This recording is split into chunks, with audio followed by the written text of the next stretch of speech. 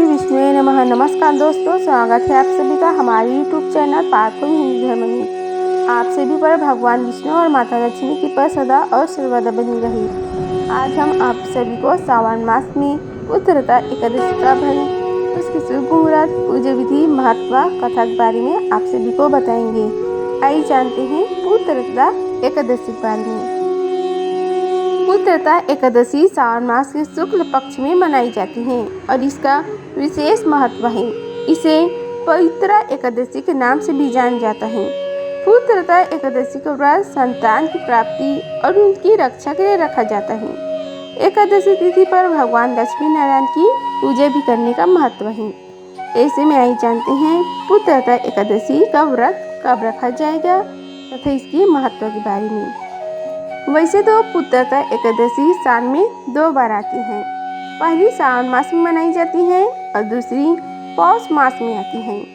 सावन के महीने में मनाई जाने वाली उत्तरता एकादशी का अपना महत्व है। जहाँ एकादशी तिथि भगवान विष्णु को समर्पित होती है, वहीं अभी सावन का महीना चल रहा है जिसमें भगवान शिव की पूजा अर्चना की जाती है। ऐसे में सावन की उत्तरता एकादशी पर भगवान शिव और विष्णु दोनों की कृपा पाने का मौका होता है। इस पर वे मनोकामना भी पूरी करते हैं। आइए जानते हैं अब इसके महत्व के बारे में।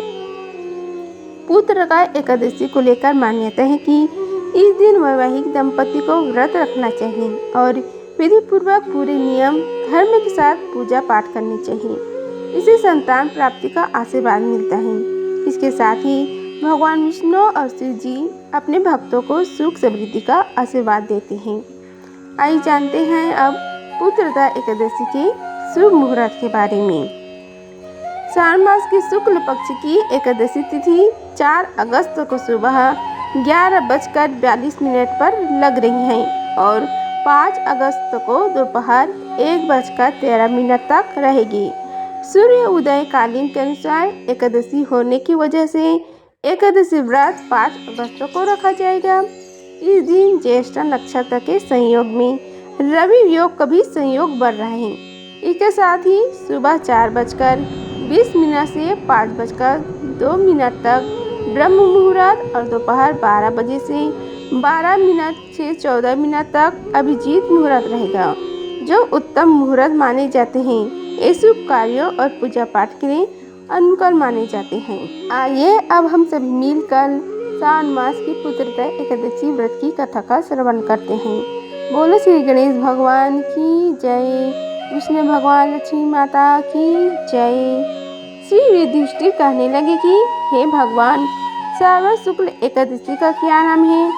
व्रत करने की विधि तथा इसका महात्म्य कृपा करके कहिए। हे मधुसूदन कहने लगे कि इस एकादशी का नाम उत्तरता है।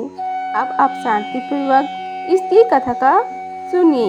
इसके सुनने मात्र से ही वाजपेयी यज्ञ का फल मिलता है।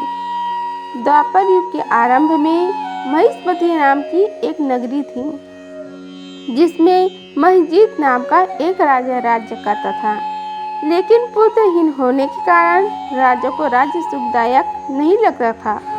उसका मानना था कि जिसके संतान न हो उसके लिए यह लोक और परलोक दोनों ही दुखदायक होते हैं।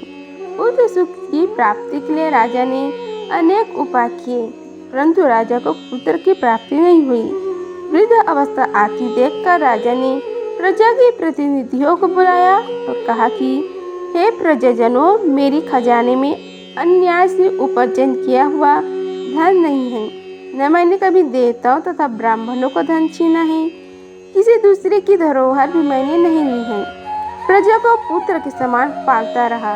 मैं अपराधियों को पुत्र तथा बंधुओं की तरह दंड देता रहा। कभी किसी से घृणा नहीं की, सबको समान माना है। सज्जनों की सदा पूजा करता हूँ। इस प्रकार धर्मयुक्त राज्य करते हुए भी मेरे पुत्र नहीं हैं, सो मैं अत्यंत दुख पा रहा हूँ। इसका क्या कारण है?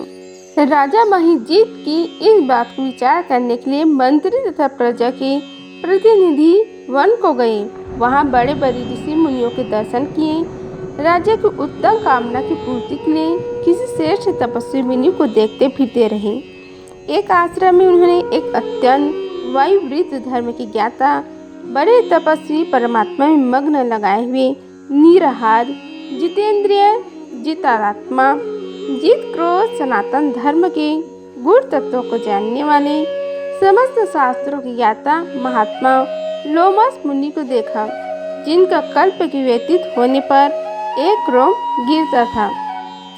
सब ने जाकर ऋषि को प्रणाम किया। उन लोगों को देखकर मुनि ने पूछा कि आप लोग किस कारण से आए हैं? निसंदेह मैं आप लोगों का हित करूंगा। मेरा जन्म केवल दूसरे के उपकार के लिए हुआ है, इसमें संदेह मत करो। लोमस ऋषि के ऐसे वचन सुनकर सब लोग बोले, हे महर्षि, आप हमारी बात जानने में ब्रह्म से भी अधिक सामर्थ हैं, अतः आप हमारे इस संदेह को दूर कीजिए कि महिष्मतिपुरी का धर्मात्मा राजा महिजीत प्रजा का पुत्र के रूप में पालन करता है, फिर वह पुत्रहीन होने के कारण दुखी है। उन लोगों ने आगे कहा कि हम लोग उसकी प्रजा हैं, अतः उनके दुख से हमें भी दुखी हैं। आपके दर्शन से हमें पूर्ण विश्वास है कि हमारे यह संकट अवश्य दूर हो जाएगा, क्योंकि महान पुरुषों के दर्शन मात्र से ही अनेक कष्ट दूर हो जाते हैं। अब आप कृपा करके राजा के पुत्र होने का उपाय बताइए। यह बात सुनकर ऋषि ने थोड़ी देर के लिए नेत्र बंद किए और राजा के पूर्व जन्म का वृत्तांत जानकर कहने लगी कि यह राजा पूर्व जन्म में एक निर्धन वैश्य था। निधन होने के कारण इसने कई बुरे कर्म किए। यह एक गांव से दूसरे गांव व्यापार करने जाया करता था। एक समय ज्येष्ठ मास के शुक्ल पक्ष की द्वादशी के दिन मध्याह्न के समय जबकि वह 2 दिन से भूखा प्यासा था, एक जलाशय पर जल पीने गया।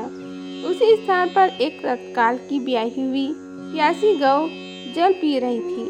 राजा ने उस प्यासी गाय को जल पीते हुए हटा दिया और स्वयं जल पीने लगा। इसलिए राजा को यह दुख सहना पड़ा। एकादशी के दिन भूखा रहने से वह राजा हुआ और प्यासी गौ को जल पीते हुए हटाने के कारण पुत्र योग का दुख सहना पड़ रहा है। ऐसा सुनकर सब लोग कहने लगे कि हे ऋषि, शास्त्रों में पापों का प्रायश्चित भी लिखा है, अतः जिस प्रकार राजा की यह पाप नष्ट हो जाए, आप ऐसा उपाय बताएं। लोमस मुनि कहने लगे कि श्रावण शुक्ल पक्ष की एकादशी को, जिसे पुत्रता एकादशी भी कहते हैं, तुम सब लोग व्रत करो और रात्रि को जागरण करो, तो इससे राजा का यह पूर्व जन्म का पाप अवश्य नष्ट हो जाएगा।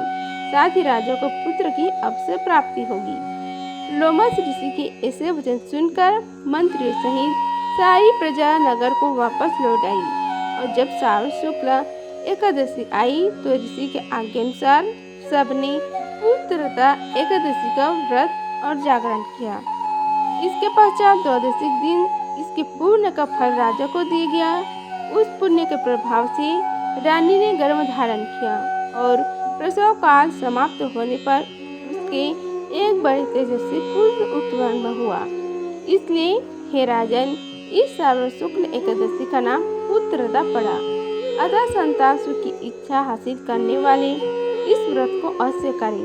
इसके महत्व को सुनने से मनुष्य सब पापों से मुक्त हो जाता है और इस लोक में संतान सुख भोगकर प्रलोक में स्वर्ग को प्राप्त होता है। इस प्रकार श्रावण मास में पुत्रदा एकादशी व्रत की कथा समाप्त हुआ। बोलो श्री हरि भगवान विष्णु की जय। अगर आप सभी की वीडियो अच्छी लगी होगी तो वीडियो को लाइक कीजिए, चैनल को सब्सक्राइब कीजिए और कमेंट बॉक्स में जय श्री हरि लिखिए। धन्यवाद। मिलते हैं अगले वीडियो में, तब तक के लिए जय श्री राधे कृष्णा।